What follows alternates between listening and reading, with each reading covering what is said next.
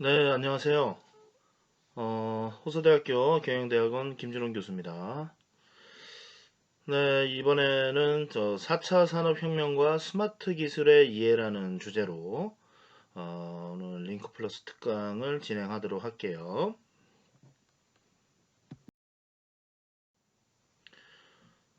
자, 먼저 목차를 한번 봅시다.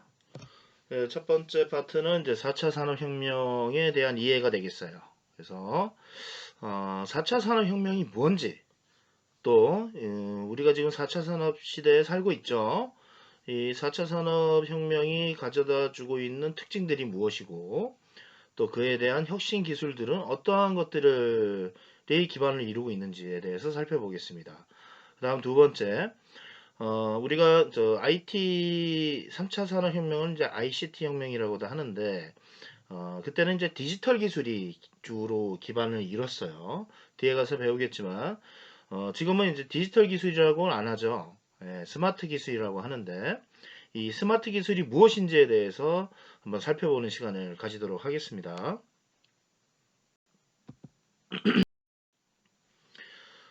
자, 4차 산업혁명이 뭔지를 설명해 보려고 하면은, 잘 설명을 못하는 사람들이 많아요. 근데 이 4차 산업혁명의 개념이 도입된 지가 얼마 되지 않았습니다. 예, 불과 지금으로부터 약 한 5년 전이 되겠네요. 예, 2016년 1월 20날 스위스의 이제 다보스에서 열린 세계 경제 포럼에서 처음으로 사용을 했습니다. 예, 이 다보스 포럼이라고도 하는데 여기에서 이 세계 경제 포럼의 회장인 클라우스 슈밥이라고 하는 사람이 정의를 내렸어요. 음, 3차 산업혁명, 즉 ICT 혁명이죠. 정보통신 혁명을 기반으로 한 디지털과 바이오 산업, 물리학 등의 경계를 융합하는 기술 혁명이다라고 정의를 했는데 여기서 재미난 것이 이 사람이 이 클라우스 슈밥이 내린 정의보다 대한민국의 카이스트의 이민하 교수님께서 내린 정의가 더 맞는 표현입니다. 제가 개인적으로 굉장히 좋아하는 그 교수님 중에 한 분인데요. 이분은 뭐라고 얘기를 했냐면은 이 클라우스 슈밥 회장의 정의를 보완했어요. 그래서 4차 산업혁명은 현실과 가상이 인간을 중심으로 융합하는 것이다라고 정의를 내렸어요. 어, 우리가 듣기에는 클라우스 슈밥보다는 이민하 교수님께서 내린 정의가 더 현실적으로 부합되는 나름의 어, 정의가 아닌가라는 생각을 해봅니다. 이 클라우스 슈밥이 내린 정의는 이 3차 산업혁명을 기반으로 한 그건 맞아요. ICT가 없이는 융합을 이룰 수가 없어요. 어, 그래서 3차 산업혁명을 기반으로 한 내용 자체는 맞는데 뭐 어느 게 맞다 틀리다라고 얘기할 수는 없지만 어, 제가 판단하기로는 이민하 교수님이 얘기한 인간을 중심으로 현실과 가상이 융합하는 것이다 라고 얘기한 것이 더 합당하지 않나 개인적인 생각이고요. 나중에 여러분들 기회가 되면은 유튜브나 이런 데서 이민하 교수님이 강의한 특강이 많습니다. 한번 여러분들께서 살펴보시면 나름의 좀 도움이 되지 않을까 싶고요. 네, 본론으로 다시 들어가겠습니다. 자, 이 4차 산업혁명을 가장 먼저 주도한 나라가 바로 독일이에요. 독일의 인더스트리 4.0이 아주 대표적인 사례라고 할 수 있죠. 예, 이거는 이제 그 스마트 공장입니다. 바로 인더스트리 4.0은. 그래서 독일이 먼저 선두주자로서 4차 산업 시대를 대비해 왔었죠. 지금도 많이 앞서가고 있고요. 그래서 클라우스 슈밥이 다시 좀 정리를 하기를 디지털, 물리적, 생물학적인 기존 영역의 경계가 희미해지면서 그리고 초시대라고 하잖아요. 그쵸? 예, 이 영역들이 서로 상호 융합이 되는 기술적인 혁명이다라고 얘기를 했습니다. 자, 우리가 여기서 산업혁명의 변천사를 한번 볼 필요가 있어요. 여러분들 다 뭐 아시겠지만 가물가물하죠 이제. 1차 산업혁명은 뭡니까? 바로 영국에서 시작이 됐죠. 증기기관이 발명이 되면서 공장이 출현하고 전기기관차가 나타나기 시작했죠. 1차 산업혁명입니다. 그 다음에 2차 산업혁명은 바로 전기가 도입이 됐어요. 대량 생산혁명이라고도 하는데 이 2차 산업혁명 때 바로 컨베이어 벨트가 개발이 되면서 노동이 분업화가 되고 아주 획기적인 생산량이 증대가 됐었죠. 이 컨베이어 벨트는 누가 만들었어요? 누가 개발했죠? 미국의 3대 자동차 회사 중에 하나인 포드라는 회사가 있죠. 포드 자동차. 그 포드 자동차를 설립한 사람이 바로 헨리 포드라고 하는 사람입니다. 이 헨리 포드라고 하는 사람이 바로 이 컨베이어 벨트를 개발했어요. 다음 3차 산업혁명은 좀 전에 말씀드렸던 ICT 혁명이라고 했죠. 20세기 후반에 이 3차 산업혁명은 엄청났죠. 컴퓨터가 보급이 되고 이 정보통신 산업이 엄청나게 발전을 한 시기가 바로 이 3차 산업혁명 시대입니다. 그리고 우리는 지금 4차 산업혁명 시대에 살고 있죠. 불과 5, 6년 전이에요. 다음 슬라이드에 보면 좀 더 구체적으로 내용이 나옵니다. 자, 이런 각 산업혁명 간의 비교를 한번 해보죠. 그쵸? 제가 설명드린 내용이 나와 있는데 1차 산업혁명 때는 이제 기계혁명이었죠. 증기의 동력화 그리고 생산이 기계화되고 생산을 통제하는 대상은 이제 사람, 커뮤니케이션은 책, 신문이었죠. 그 다음에 2차 산업혁명 말씀드렸듯이 대량 생산 혁명이었어요. 그리고 전력이 보급이 되고 노동이 분업화되었다. 그리고 대량 생산, 질적 확산을 이루었다라는 거. 다음 3차 산업혁명은 정보화 혁명이죠. 그렇죠. 이때부터 이제 온라인이라는 개념이 도입이 됐어요. 그래서 전자기기의 등장, 피처폰이라든지 무선 뭐 전화기라든지 그런 전자기기가 등장하고 부분적으로 자동화를 이뤘죠. 이때부터 이제 플랫폼이라는 개념이 생겨나기 시작했습니다. 솔루션이 도입이 되고요. 그리고 이때 당시에 커뮤니케이션은 뭐였죠? 통신, 인터넷이었죠. 그래서 어마어마하게 컴퓨터가 많이 보급이 됩니다. 이때 당시에 나왔던 큰 인물이 있죠. 세계적인 CEO인 누구예요? 빌 게이츠죠. 그렇죠? 그래서 엄청난 부를 이뤘던 시점이 바로 이때입니다. 자, 그리고 이제 지금 우리 시대 4차 산업혁명은 융합 시대를 초월한 가상혁명이다. 그래서 온라인과 오프라인이 서로 결합되고 융합되는 이거는 바로 ICT를 기반으로 한 융합이죠. 시뮬레이션 기반의 자동화, 전반적인 자동화를 이루고 이 커뮤니케이션이 바로 이제 IoT죠. 사물 인터넷을 기반으로 하고 통제는 인공지능이 하는 4차 산업의 그 기술들 중에서 가장 큰 핵심 중에 하나가 인공지능을 기반으로 해서 사물 인터넷이 연결을 하는 그 안에서 이제 부분적인 스마트 기술들이 같이 협업을 이루고 있는 형태가 바로 이제 4차 산업입니다. 네.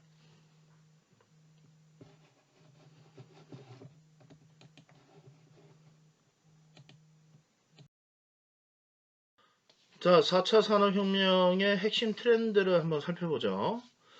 자, IoT, 사물 인터넷 중심으로 산업과 기술이 융복합화를 이룬다. 그래서 뭐예요? 초연결 사회의 시대를 도래했다라는 거죠. 자, 가운데 구름이 뭐죠? 바로 빅데이터죠.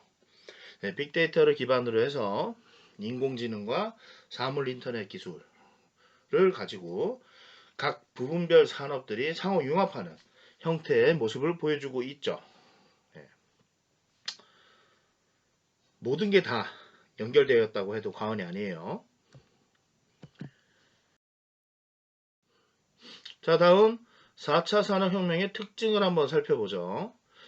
크게 두 가지가 있는데 먼저 초연결성이에요. 기존 인터넷, 즉 ICT를 기반으로 해서 사람 간의 연결에서 정보의 공유 방식과 대상의 경계가 사라진다. 그리고 사물 인터넷, 또 만물 인터넷을 매개체로 해서 인간 대 인간, 인간 대 사물, 사물 대 사물 간의 연결성을 기하급수적으로 확대해 나간다라는 것이죠. 이것이 바로 초연결성입니다. 다음 두 번째 특징, 초지능성이죠. 인공지능과 빅데이터의 연계 융합으로 기술 및 산업구조가 초지능화되는 것을 의미한다. 여기서도 보시면 아시겠지만 제가 서두에 말씀드렸잖아요. 4차 산업혁명에서 가장 중요한 기반을 이루는 기술이 바로 인공지능과 사물인터넷이에요. 아시겠죠?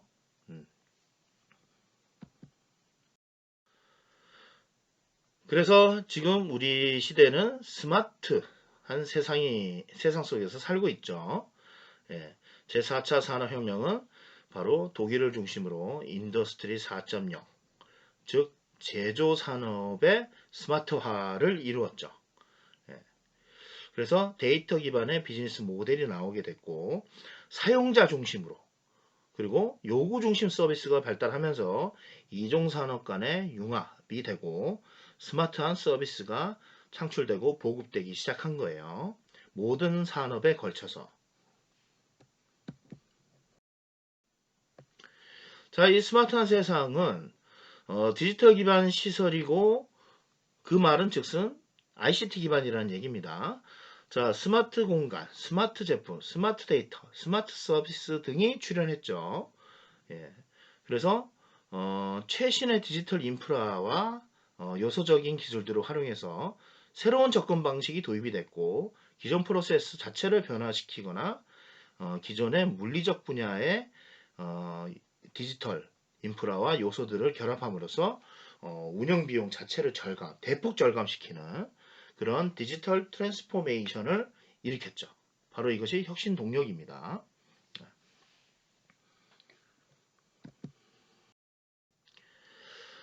이 4차 산업혁명의 혁신 기술들을 한번 봅시다. 먼저 이제 물리학 기술이죠. 이건 이제 부분적으로 보는 거예요. 자, 무인 운송수다. 뭐 3D 프린팅, 로봇공학, 그래핀, 뭐 이러한 것들이 ICT 기술과 만나가지고 혁신적인 제품들이 막 쏟아져 나오는 거죠. 다음은 디지털 기술이에요. 사물 인터넷 블록체인 시스템은 디지털 기술의 핵심 기술이다. 그래서 이 IoT를 기반으로 해서 다양한 플랫폼이 만들어지고 그 안에서 제품과 서비스와 장소와 인간이 서로 연결되는 새로운 패러다임이 창출됐죠. 다음 바이오 기술이에요. 유전학, 합성 생물학, 유전자 편집 등 이거 뭐 예전에 이거를 이제 게놈 프로젝트라고도 했죠.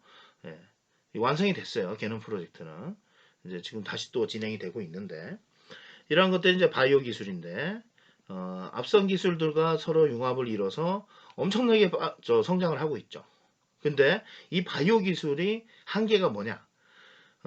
인간이라고 하는 윤리적인 문제, 그리고 또 법이나 규제, 이러한 것들을 야기하다 보니까 기술이 이러한 법이나 규제나 윤리적 문제에 막혀 있어요. 예. 더 앞으로 나갈 수 있음에도 불구하고 그래서 이러한 것들이 같이 좀 개선돼야 되지 않나 라는 생각을 해봅니다. 이런 스마트 기술이 탄생하게 된 배경이 있죠. 먼저 ICT 기술이 엄청나게 발전을 했어요. 다음 이용자의 수용이 고도화됐죠. 즉 이용자라고 하면은 고객이 되겠죠. 소비자가 되겠고 수준이 굉장히 높아졌어요. 다음 미디어가 눈부시게 발전을 했죠. 예. SNS라든지 이런 뭐 지금 뭐 지상파에서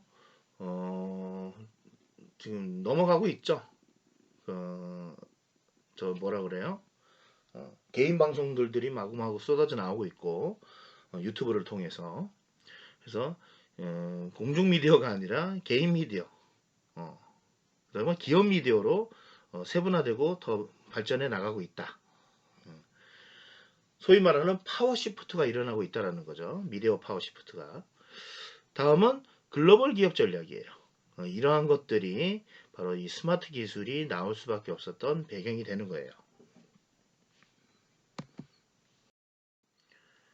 그렇죠? 조금 더 구체적으로 표현을 했네요. ICT 기술의 진화, 소비자 지향적 비즈니스 모델을 탄생했고 스마트 기술의 발전과 성장의 가장 큰 원인이 되었다. 다음 미디어의 발전이에요. 아몰레드라고 하는 선명한 고화질 디스플레이와 다양한 단말기가 쏟아져 나왔죠. 그래서 플렉서블 디스플레이, 소위 말해서 휘어지는 디스플레이를 통해서 스마트 기술의 영역이 영상이나 융합 부분으로 크게 확장되었다. 그렇죠? 그다음에 이용자 수요의 고도화, 뭐 글로벌 기업 전략 등 뭐 이러한 것들이 스마트 기술을 만들었다라고 하는 거죠.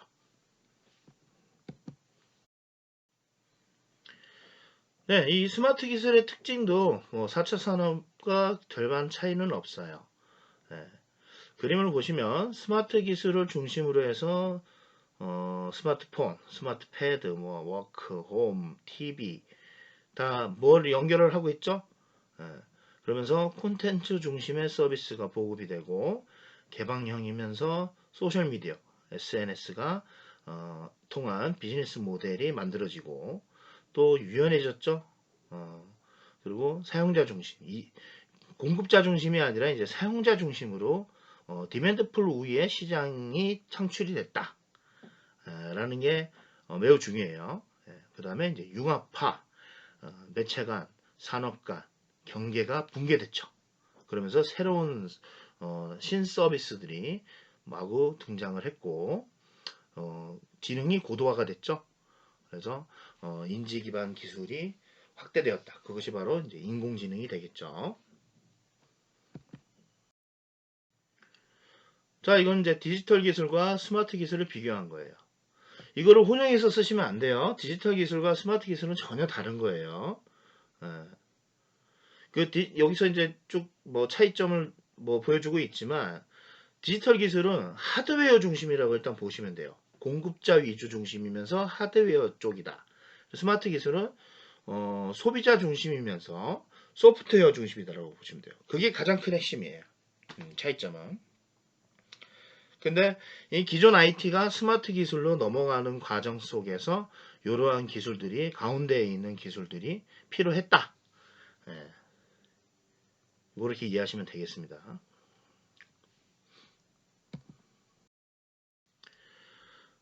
자, 스마트 기술의 발전 방향을 보시죠. 유선 네트워크.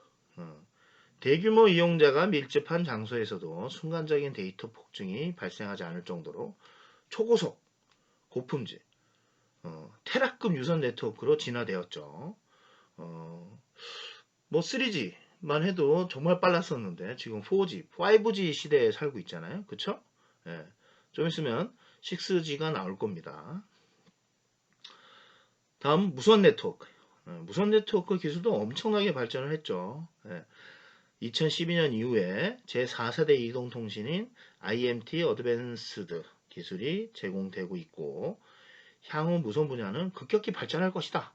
그래서 300km를 달리고 있는 이동 상황에서도 미디어 서비스를 실감나게 이용할 수 있는 기가급 무선 통신 기술이 개발될 거다라는 것이고 이미 나왔죠. 예. 그리고 미디어 쪽도 이제 멀티미디어라고 해서 현재 뭐 TV들이 뭐 너무 선명하죠. 대형 TV들 보고 있다 보면 어쨌든 좀 부담스러울 때가 있어요. 너무 선명해서. 그래서 IPTV, 인터넷 프로토콜 TV라고 하는 거죠. 이 IPTV는 양방향 미디어의 IPTV 2.0으로 진화해서 방송과 통신의 융합이 보다 촉진되고 스마트 TV를 통해 스마트 스크린과 유연한 콘텐츠 이동성이 부각이 되면서 3D TV, UHD TV를 기반으로 고품질 고화질의 체감형 영상 서비스가 강화될 전망이다. 그래서 요새 뭐 뜨고 있는 것들이 이제 VR, 뭐 AR이잖아요. 가상현실, 증강현실이라고 하는데 이러한 것들이 이 미디어가 급격히 발달하면서 나타나게 된 하나의 또 스마트 서비스라고 볼 수 있는 거죠.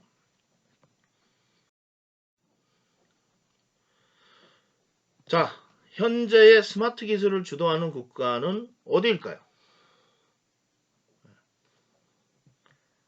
자, 봅시다. 시간 관계상 봅시다. 네, 바로 미국과 중국과 유럽과 일본이에요. 네. 여기에 저는 개인적으로 대한민국도 들어가도 전혀 손색이 없다 라고 생각을 합니다. 네, 아무래도 이러한 기술 쪽 분야, 과학과 기술 분야는 이 서양인들을 어떻게 할 수가 없어요. 서양인 중심으로 갈 수밖에 없어요. 일본도 그런 유럽이나 선진 문물을 일찍이 받아들였기 때문에 이러한 쪽의 과학기술이 눈부시게 발전을 했었고, 뭐 중국이야 뭐 지금 뭐 이강구도를 이루고 있잖아요. 러시아가 빠졌어요. 현재는 그렇습니다. 네.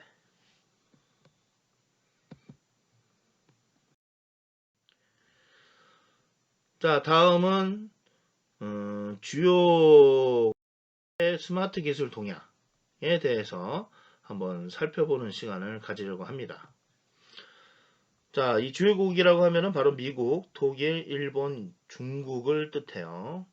독일은 이제 유럽을 대표하는 뜻에서 이제 독일을 넣었고, 자, 4차 산업혁명에 대한 대응 방향은 다소 차이가 있으나 자국의 기술과 산업 강점에 기초하여 산업 구조를 고도화하려는 목적성은 유사하다. 예. 그래서 각 나라들마다 주력 산업이 좀 달라요. 미국은 민간 주도로 산업용 사물 인터넷을 이용해서 초연결 제조 생태계를 구축하고 있고, 독일은 중소기업을 대상으로, 이게 인더스트리 4.0이에요. ICT 융합에 기초해서 공장 내외 요소를 유기적으로 연결하고 공정을 지능화하고 최적화시켜서 스마트 공장을 확산한다. 실용주의의 스마트 정책을 추진하고 있죠. 다음 일본은 4차 산업혁명에 대응하기 위한 방안으로 위기를 기회로 삼고 있어요. 지금 경기 침체 등의 경제 현안을 해결하고 제조 혁신 기회로 활용한다. 다음 중국은 질적 성장 중심의 제조 강국으로 변모하기 위해서 연구개발과 품질 개선 등에 집중한다.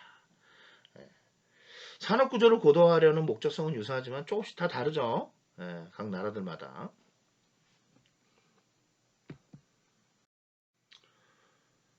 네, 이거는 표로 나타낸 것인데요. 시작점을 한번 보시죠. 주요 정책의 시작점을 보시면, 그쵸? 독일이 가장 앞섰죠. 그 다음에 미국, 중국, 일본 순이네요. 12년 3월. 그러니까 인더스트리 4.0은 그 4차 산업혁명이라는 개념이 도입되기 이전부터, 그 4년 전부터 독일은 미리 준비를 하고 이 시대를 예견하고 준비를 해왔던 것이죠.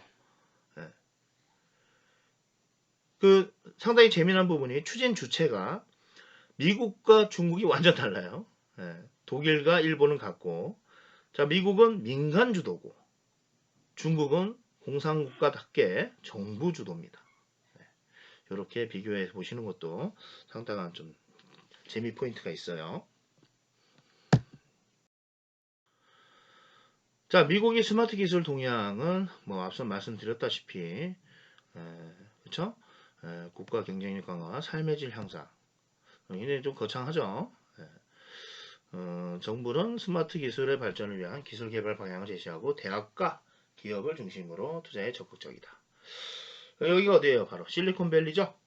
미국의 실리콘밸리에서 수많은 기술과 인재들이 쏟아져 나오고 있죠. 바로 대학과 기업을 중심으로. 이게 바로 산학협력 아니겠습니까? 네.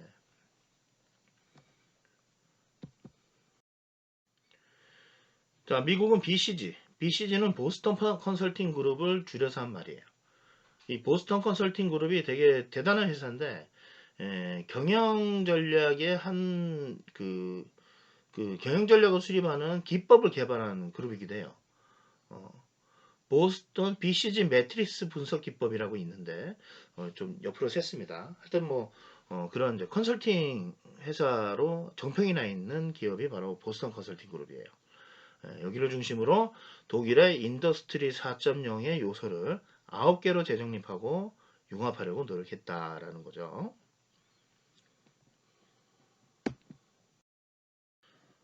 자, 다음 중국은 좀 후발주자였죠. 그쵸? 상대적으로 좀 늦게 출발을 했는데 선진국과의 격차를 줄이고 정부 중심으로, 그러니까 정부가 근간을 이루고 있다 보니까 통제가 굉장히 잘 되죠. 그래서 다른 나라들보다 훨씬 더 빠르게 치고 나가는 거예요. 그래서 중국의 한 해가 다르잖아요. 성장 속도가. 그래서 정부 중심의 원천 기술과 상용화에 집중적인 투자를 한다라는 것. 그래서 차세대 이동통신, 슈퍼컴퓨팅 등의 하드웨어를 비롯해서 대만과 협력해서 글로벌 경쟁력을 확대한다. 이게 바로 이제 중국의 스마트 기술 동향이 되겠고요. 자, 유럽은 독일을 중심으로 확대돼 나가고 있어요. 스마트 기술 개발이. 그래서 기술 개발 투자를 확대하고 또 IT 시장에 차세대 IT 시장을 선점하려고 하는 부분들. 왜냐하면 가장 먼저 시작을 했으니까. 그래서 IT 융합 기술 개발 전략, CTEKS라고 하는 융합 기술 개발 전략, 정보통신을 통한 유럽의 미래 전략, 제7차 FP를 중심으로 추진한다. 되게 다양하죠. 네. 자, 일본은 어떤가요? 그렇죠? 일본이 잃어버린 20년 이런 표현을 하는데, 장기 경기 침체를 겪으면서 지금의 시대를 통해서 만회를 하려고 하는 노력이 돋보입니다. 네. 그래서 정부가 많은 에너지를 쏟고 있죠. 보시면은 이노베이션 25, UNS2 전략을 통해서 IT 융합 연구 개발을 적극 추진한다. 예, 그렇게 되겠어요. 자, 이번엔 국내 스마트 기술 동향을 한번 보죠. 국내의 정보화 수준은 표를 보시면 디지털 기회 지수는 1위예요. 우리나라가 인터넷 보급률이 세계 1위잖아요. 예. 그리고 전 세계에서 인터넷이 가장 빠른 나라도 대한민국입니다. 예. 그렇기 때문에 앞으로 성장 속도를 가늠해 보면 대한민국이 전 세계를 4차 산업시대에서 전 세계 기술을 점령할지도 몰라요. 선점할지도 모릅니다. 바로 이 디지털 기술이 워낙 뛰어나기 때문이죠. 다음 국가정보화 지수도 상당히 높아요. 3위예요. 자, 전자정보 준비 지수도 나쁘지 않아요. 5위입니다. 근데 정보사회 지수가 조금 낮죠. 조금 낮아요. 12 정도가 되게 된다라는 거. 그래서 보시면 표 2-2에 스마트 기술 관점에서 국내외 주요 기업들을 보시면은 미국의 애플과 구글이 있고 대한민국의 삼성과 LG가 있죠. 그쵸? 예, 후발국인 중국의 HTC나 화웨이. 근데 화웨이가 지금 엄청나게 성장을 했죠. 어떤 분야는 삼성이나 LG를 추월했습니다. 지금. 정말 대단해요. 화웨이의 뒷심은 연구 가치가 있는 기업입니다.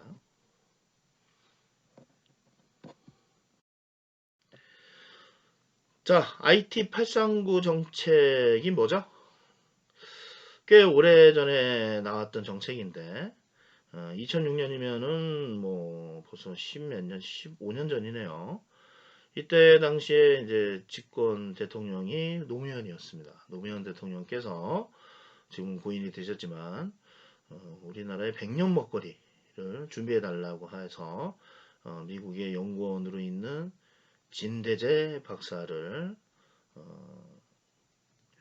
상고 초래했죠. 네, 상고 초래해가지고 진대재 박사를 국내로 소환했어요. 소환해서 이 사람 어디에 앉혔냐? 바로 정보통신부 장관으로 임명을 했죠. 최장수 정보통신부 장관을 역임한 장관으로 지금 기록이 되어 있는데 이 진대재 장관이 만든 정책이 바로 IT 839 정책입니다. 근데 정말 이 IT 839에 해당하는 기술 분야들이 엄청나게 눈부시게 발전을 했죠. 8대 서비스, 3대 인프라, 9대 신성장 동력. 이게 바로 839예요. 여러분들 지금 이렇게 보시면 그때 당시에 보기만 했더라도 되게 생소한 용어들이었어요. 근데 지금은 익숙한 용어가 돼버렸죠. 그것이 바로 얼마나 이 분야에 대해서 국가가 막대한 예산을 투입하고 얼마나 많은 노력을 기울였는지를 알 수가 있는 대목이라 아니할 수 없습니다.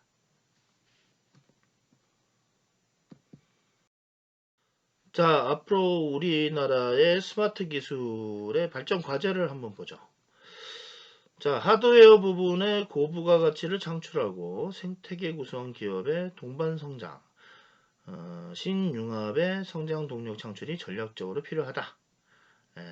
그래요. 그래서 스마트 코리아를 구현하기 위해서 아래와 같은 SWST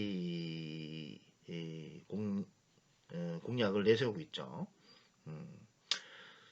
그래서 앞으로도 해결해야 될 부분들이 많이 있습니다. 우리가 IT 기술은 엄청 발전해 있는데 IT 기술은 소위 말하는 디지털 기술이죠. 하지만 이제 디지털 기술이 더 고도화되기 위한 스마트 기술, 강국이 되기 위한 길은 아직 그 하이웨이는 아니다. 해결해야 될 난제들이 있다라는 것을 보여주고 있어요. 자, 국내 스마트 기술의 산업 현황을 보시면 국내 IT 산업이 이제 산업 성장률과 GDP 국내 총생산이죠.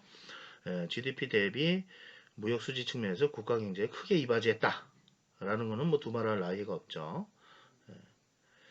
그래서 산업 경쟁의 현황으로 네트워크 장비, 뭐 단말기, 플랫폼 소프트웨어, 콘텐츠 이러한 부분들을 보여주고 있는데 한번 볼 것이 플랫폼 소프트웨어 부분이 산업 세계시장 점유율이 1.8%밖에 안 돼요. 이것이 우리가 해결해야 될 큰 부분 중에 하나죠. 그렇죠? 네트워크, 뭐 장비 분야도 마찬가지고 해외 수입 의존도가 높다는 거 가장 큰 부분이죠. 플랫폼 소프트웨어도 대부분 외산에 의존하고 있다라는 거. 이게 뭐 한 10년 전 자료이긴 한데요. 지금은 좀 많이 격차가 줄긴 했지만 지금도 마찬가지로 많이 노력을 해야 되는 분야이기도 합니다.